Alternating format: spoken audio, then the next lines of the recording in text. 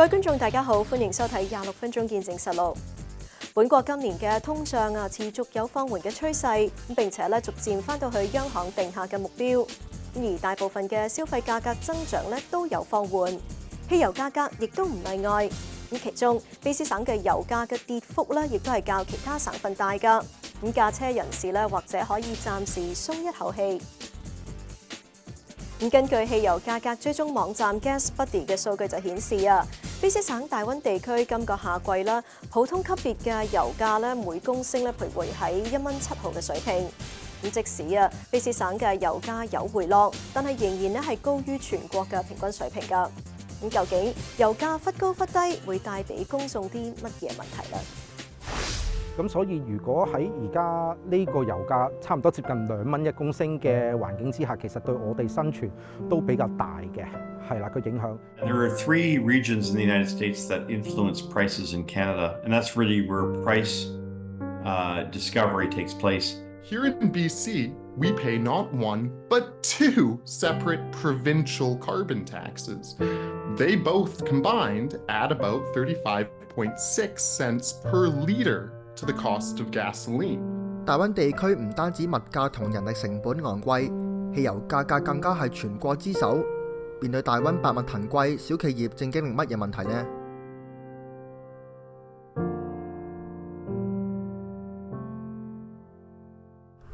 ？Tommy 曾家雄10年前由香港回流溫哥華，喺大溫經營搬運公司已經踏入第8年，主要為市民提供點對點嘅搬屋服務。佢嘅公司規模較細，只有2架貨車同6個員工。貨車係佢最重要嘅拍檔，燃油都係唔可以缺少嘅元素之一。佢話而家嘅汽油價格同8年前相比，正處於一個非常高嘅水平，對公司嘅營運帶嚟好大程度嘅壓力。因為我哋主要嗰個運輸工具其實都主要係啲貨車啦，咁變咗第一貨車用嘅燃油個耗量比較大，咁所以如果喺而家呢個油價差唔多接近2蚊1公升嘅環境之下，其實對我哋生存都比較大嘅，係啦個影響。因為點解呢？以前講返我8年前開呢間公司啦，咁你睇到我其實呢架貨車呢，最細呢一架貨車3噸係有2個油缸。咁以前8年前我係入滿呢2個油缸嘅價錢，大約係300至350蚊左右，但係而家呢個時候，我要入滿1架貨車嘅話，我係需要去到差唔多600蚊，係啦。咁基本上2缸油我可以行嘅公里數大概，因為我哋都需要載一啲重型嘅貨物件啦，咁所以差唔多只可以行到1個禮拜，即係大約係300至400公里嘅啫。咁所以個成本壓力對我哋嚟講都非常之大嘅。Tommy 又話：而家油價難以捉摸，波動嘅油價令公司嘅收入變得唔穩定。只能夠透過加價嚟平衡成本，不過咁樣做又擔心會破壞同客人建立嘅關係。如果講返好似 Covid 前嗰段時間啦，咁佢有一段時間個油價高油價個時間係比較長嘅，咁我哋都可以就係話選擇譬如去加價，咁就彌補返我哋嗰個成本需要啦。咁但係因為而家個油價係時高時低嘅時候，我哋都比較難去捉摸，咁變咗我哋亦都唔可能一下子一時又話減價，一時又話加價，只可以對於我哋一啲小型企業嚟講，只可以維持返一個正常個收費。咁所以變咗嚟講，我哋嘅生意嚟講係有陣時只可以話係有時賺，有時就係只不過打返個平手咁樣咯。卑詩省民今年之內就好似坐過山車咁，經歷咗油價嘅高低起伏。汽油價格追蹤網站 GasBuddy 數據顯示，大溫油價喺今年4月一直徘徊喺2蚊嘅水平，其中喺4月28號油價更加升到每公升2個1毫半，相比同期大多倫多油價每公升1個6毫半高出5毫。如果以一架油缸容量為50公升嘅私家車為例，喺大溫地區入油要支付107個半，不過如果喺大多倫多就需要82個半，兩個地方相差35蚊。不過去到今年10月，大溫嘅油價突然下跌到每公升1個5毫9嘅水平，同期大多倫多油價每公升1個4相比，只係相差1毫9。以同一架私家車為例，喺大溫地區入油要俾79個半，不過如果喺大多倫多就要70蚊，兩個地方只係相差9個半。卑詩大學商學院副教授 Wayne Andrela 認為，大溫油價喺短時間內出現大幅度波動，係同時受到國內同國外嘅因素影響。Well, there are always local and global factors at work. Globally, the prices for crude oil had come down until just the beginning of this month, but they have been rising since because of the tensions in the Middle East. And this actually could pose significant risks down the road if the situation in the Middle East deteriorates, and that could indeed threaten supplies. On the good side, on the positive side, we have seen local factors actually helping to bring down gasoline prices. In particular, the opening of the Trans Mountain Expansion Pipeline apparently has eased the congestion that has been on that system. Even though the tolls on deliveries of the pipeline have gone up, that has been more than compensated by this easing of the congestion and the scarcity premium that was actually attached to transportation of crude oil and the refined products on the Trans Mountain Pipeline before the expansion. So good news and bad news combined. So right now, prices are actually relatively low in comparison to previous years, and that's certainly good news for motorists. 佢又話：汽油對運輸同物流等行業嚟講係非常重要。短時間內油價反覆，對整體經濟會構成一定程度影響。部分人可能會喺呢個時候改為考慮使用電動車。So gas prices play a big role in the transportation sector. Of course, diesel prices as well. The prices for diesel and gasoline are not perfectly linked because there are seasonal factors at work. And so now that we're at the end of the driving season, so end of September usually so marks that end, we're also seeing a shift in the output of refineries. And that is very important because it shifts the relative pricing between the two products. But of course, transportation fuels are very important for the commercial activity in the province, especially for heavy-duty transportation, for rail operations, for marine operations. So it's a very important part of the overall economic picture. That said, we are seeing more and more people pivoting towards using electric vehicles, and that's easing the pressure on oil prices. So as this trend is accelerating, we will see less dependence on gasoline and more dependence on electricity. 除咗喺大溫地區提供搬運服務之外，Tommy 都會為全國其他省份提供同類服務。佢話近年嚟希望跨省移居人數越嚟越多，對搬運服務需求大增。由於其他省份嘅油價較卑斯省低，公司提供跨省搬運服務賺取嘅利潤反而更加多。尤其是去到 Alberta 嗰方面啦，其實 Alberta 嗰方面個油價講緊2年前，我曾經揸過去嗰陣時，發覺個汽油價格係差唔多係接近1蚊嘅啫。但係當時我哋大溫地區係接近1.6銀錢1公升，咁所以如果喺外省嘅話，毛利會係高，比本省會高啲咯。Tommy 又話自己都有留意預測油價嘅網站，不過由於每日都要工作，即使知道油價未來幾日將會輕微回落，喺有需要入油嘅時候都無可避免要捱貴油。大溫地區嘅油價冠絕全國，較大多倫多同本國其他都會都仲要高。長期分析汽油價格嘅經濟學家 Demet 就話，大溫地區油價較高嘅原因，主要係因為汽油供應來源有所不同。There are three regions in the United States that influence prices in Canada, and that's really where price discovery takes place. For British Columbia, that is about Lower Mainland, Vancouver, and Vancouver Island. It's called the Pacific Northwest market. And to give you an illustration, that's trading at about $2 a liter, rather $2.13 a liter. So it's a little bit more expensive than what we pay here in Ontario, which is tied to the NYMEX, which is the New York Mercantile Exchange. That's right now at about $2.05 a liter. And then there's the Chicago spot market. That influences prices for all of interior BC, Alberta, Saskatchewan, Manitoba, and a small little slice of northwestern Ontario. And the prices there right now are an unbelievable $1.88 a gallon US. The problem, of course, is that those varying prices mean varying, wholesale prices, less gasoline, less taxes. But we know, depending on the region of the country you live in, Manitoba has no provincial sales tax. BC's Lower Mainland, BC has not only provincial sales tax, they have a federal sales tax, they have a carbon tax, they have a second carbon tax, they have a TransLink tax. All these things start to add up, and it's for this reason that Manitoba, Winnipeg is about $1.34 for a liter of gasoline, while BC and Vancouver here continues to pay almost $1.80 for a fuel. 密鐵又話，大溫油價較高嘅另一個原因係因為卑詩省有太多影響油價嘅稅項。Well, Vancouver pays higher than most places across Canada. In fact, it is still the highest price jurisdiction in all of Canada and has a lot to do with taxation. TransLink runs 17 cents a litre. We know that everyone pays a carbon tax, but in British Columbia, you also pay a second carbon tax, which is quickly approaching 14-15 cents a litre. It'll be 20 cents a litre. It's called the BC LCFS. That's British Columbia Low Carbon Fuel Standard. That's a clean fuel standard. Only the Atlantic provinces and to some extent Quebec are starting to pay that. They're only up to about 8 cents a litre. You're already at 18 cents a litre in British Columbia. So that really makes the big difference in terms of pricing and why, everybody's celebrating $1.78 in Vancouver, or maybe a little lower, a little higher. But, here in Ontario, for instance, with no second carbon tax, no clean fuel standard, no TransLink, I'm paying $1.49, $1.50 here for a liter of gasoline. So 27-28 cents a liter less than what they are in Vancouver. 一連串嘅因素令到汽油價格忽高忽低，再加上聯邦政府訂立嘅碳定價，令到油價未能夠大幅回落，令到唔少嘅中小企業生意都受到影響。政府喺油價議題上係咪應該負上責任呢？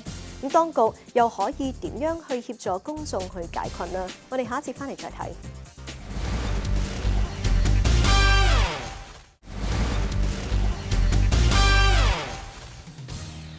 歡迎翻嚟節目時間。卑詩省民唔單止面對汽油價格波動加上要應對生活成本上升嘅壓力。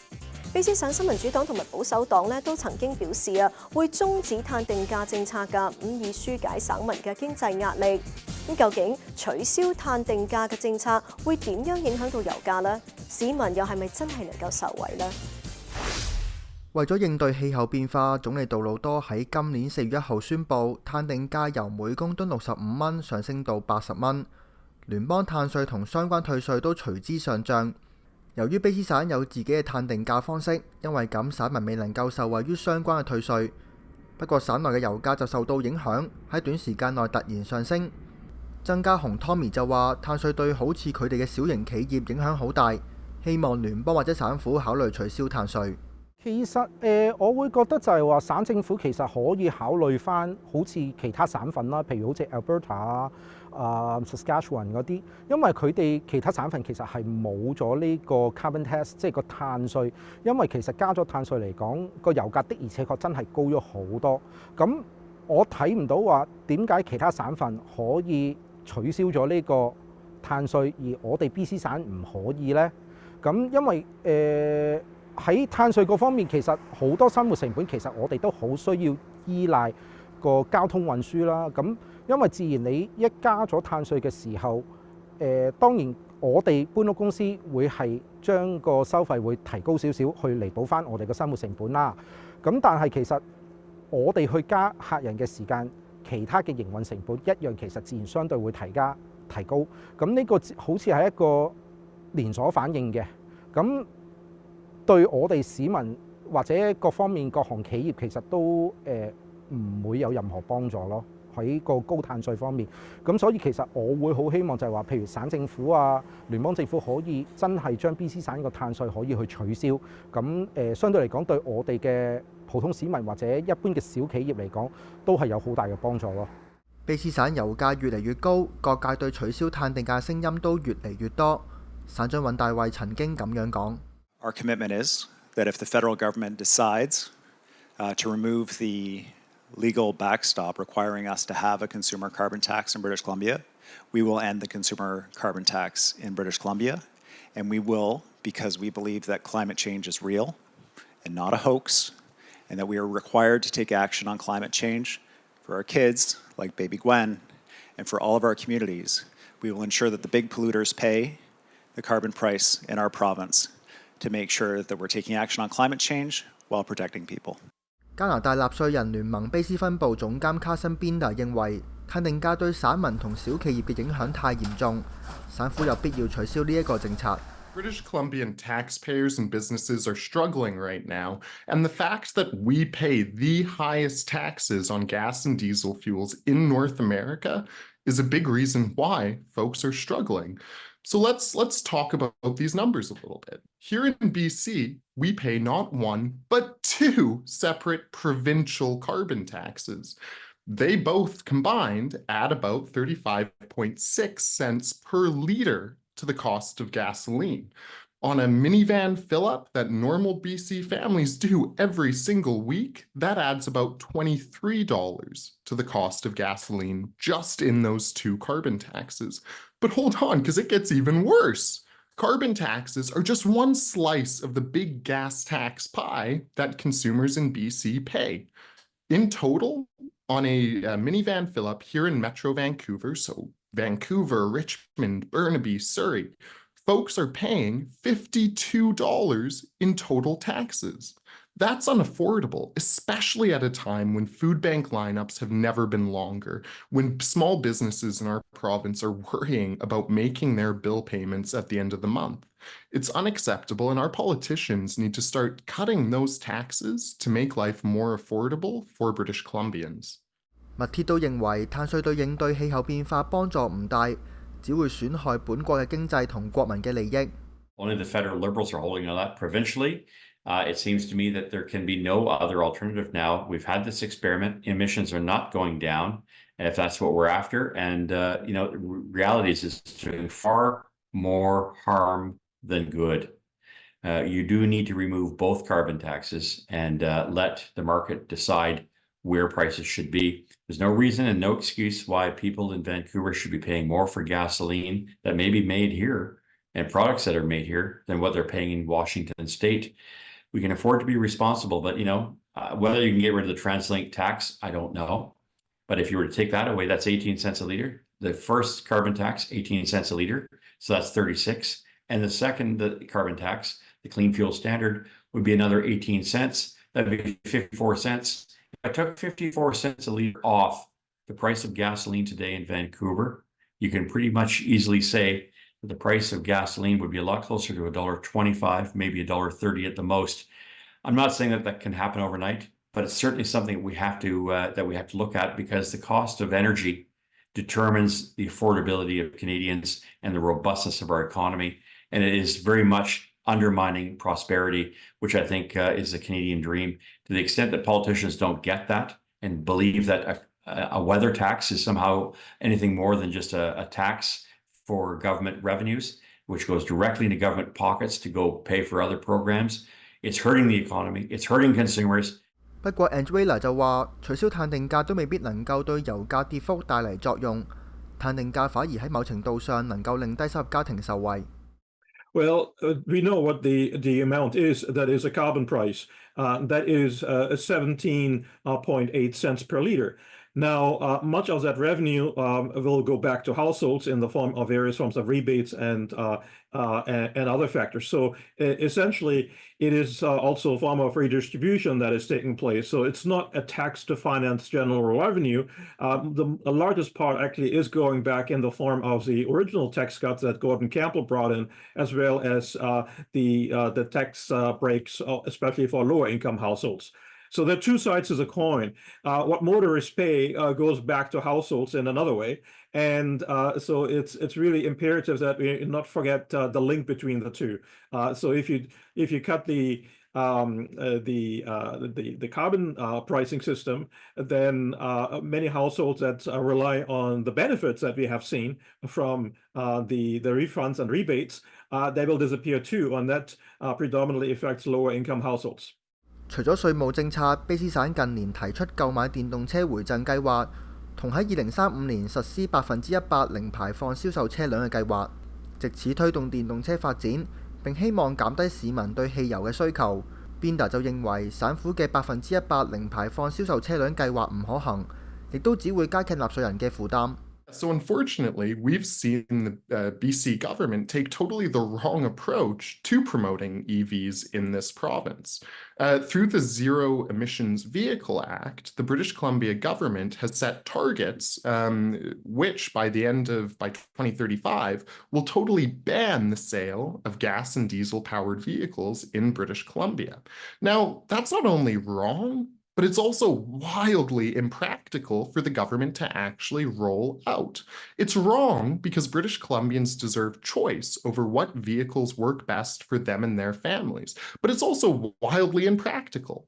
If every consumer vehicle in British Columbia were electric tomorrow, we would need to build 3 new Site C dams just to power them. That would cost about $48 billion for BC taxpayers. Now, to put that number in context, folks, BC government's total tax take this year is expected to be about $49 billion. That means if government wanted to get shovels in the ground tomorrow, building these 3 brand new Site C dams that it would take to power all those electric vehicles, they would need to effectively double every single tax in this province. That's wildly unaffordable for the folks who are left with the bill. So BC's government needs to totally rethink their approach to promoting electric vehicles in this province. We can't afford the gas and diesel-powered car ban. We can't afford these mandates that are coming up quickly. 2026 is the first mandate year. It's unaffordable and it's not going to work the way the BC government wants it to. Tommy 就話：無論省府推出乜嘢優惠，佢而家都唔會考慮轉用電動車。好老實講句，喺現階段就一定唔會考慮㗎啦，因為電動貨車個成本係相當之高。我其實自己亦都參考過一啲電動貨車嗰個價錢啦，講緊都要超過10萬蚊以上嘅。咁同埋嗰個配套其實對我哋嚟講亦都唔係好方便嘅，因為第一充電樁個問題啦，第二充電個時間啦，咁其實對我哋個營運成本亦都係會有所增加嘅。咁雖然話可能係充電嗰個費用可能比入呢個啲組會比較平嘅，咁但係始終嗰個時間對我哋嚟講都係唔係一個好 sufficient 嘅一個方法啦。咁同埋佢個續航能力咁。其實而家都唔係話咁普遍嘅，因為我哋始終載貨啦，咁同埋佢嗰個時間啊，或者嗰個車嘅 maintenance 對我哋嚟講，我哋睇唔到究竟個成本需要幾多嘅，係啦。咁同埋你話至於環保嗰方面啦，咁其實我哋都唔覺得電動車係一件其實好環保嘅事嚟嘅，因為我哋個人認為啦，咁其實電動車佢嚿電其實係一個比較污染性嘅一件事嚟嘅嚇，咁只不過佢係短暫時間嚟講，佢係可以減少排放廢氣。咁但係電動車若干年之後，佢真係嚿電池衰退咗落嚟，或者唔可以再行嘅時候，其實車嗰個電池對環境嘅污染個影響係更加深遠咯。我會覺得踏入11月，迎嚟本國嘅旅遊淡季，駕駛人士揸車遠遊嘅機會都會減少。對汽油嘅需求都冇夏季咁緊張，不過密鐵就預計油價喺美國大選之後或者會較為波動，而卑詩省嘅油價或者要到出年先會較為穩定。I think what we're looking at is a scenario where gas prices are going to be very much influenced by what the US presidential election looks like. So I think right until I'd say this first week of November, we're safe. I don't think we're going to see prices move up very much. I believe after the first week of November, we can start to see prices move up, especially for diesel as the weather gets colder and as I think other countries decide that they're going to act on constraining the amount of oil that they're putting out there, especially OPEC. I also believe that there will probably be better numbers coming from China as far as its economy is concerned. I also believe the Canadian dollar could weaken further, and if that happens, especially with an interest rate cut, then of course, because we price all of our fuel in U.S. terms, as the price of energy of the weakness of the Canadian dollar becomes more evident, our purchase power gets eroded. So I suspect that the price of energy is going to continue to climb. 不過 Angela 就話油價嘅走勢瞬息萬變，提醒市民唔好過於樂觀，要有心理準備，有機會要再次捱貴油。They have been volatile in the past, and we have seen international situations emerge that have driven up fuel prices sky high. So people need to be prepared that gas prices will not stay at the level they are today, but it's entirely foreseeable that prices may jump up over $2 a liter again, and even much higher than that, even $2.30, $2.50. Entirely conceivable if the economic conditions conspire to bring them that high, and that is regardless of any carbon pricing. 好啦，今集嘅節目時間就差唔多啦。咁如果觀眾對我哋嘅節目有啲乜嘢意見嘅話，係好歡迎大家以電郵嘅方式同我哋聯絡㗎。我哋嘅電郵地址係 mag26@fairchildtv.com。如果觀眾想上網重溫今集嘅節目，亦都可以上到去我哋嘅網站3w.fairchildtv.com， 點擊節目重溫一欄就可以睇得返㗎啦。下星期同樣時間再同大家見面，晚安。